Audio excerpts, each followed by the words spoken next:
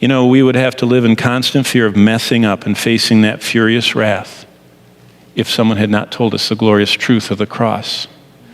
See, the truth of the cross is we can't stand before the wrath of God, but Jesus stood before it and took it in our place. See, that's what the cross is.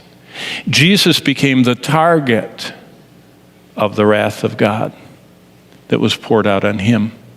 And what he said is, anybody that will agree with me that they're a helpless, lost, hopeless sinner, and will believe that I'm their only hope, and that they will come, like in the Old Testament, where they would walk and put their hand on that innocent lamb, and they would confess their sins over the lamb, and then the lamb would be taken away from them and slaughtered.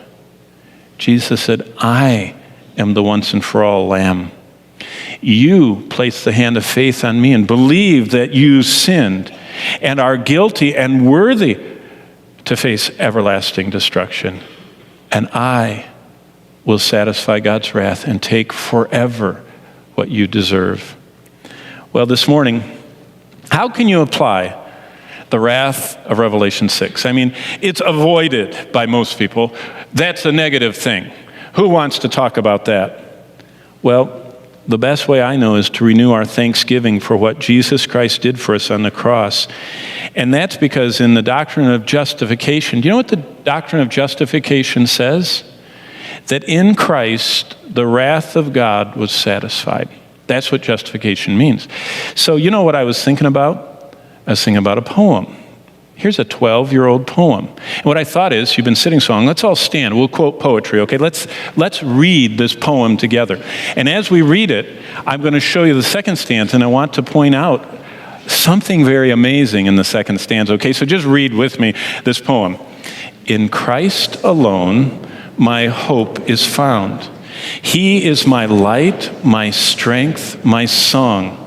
This cornerstone, this solid ground, firm through the fiercest drought and storm. What heights of love, what depths of peace. When fears are stilled, when strivings cease.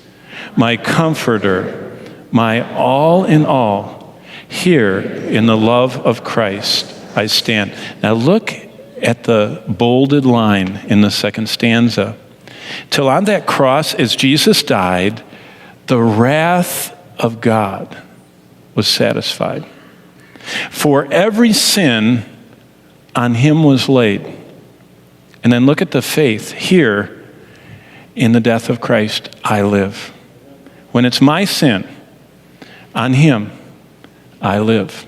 So you know what I thought would be great? The best way to apply Revelation 6 is to cause us to burst out into personal offerings of thanks to God.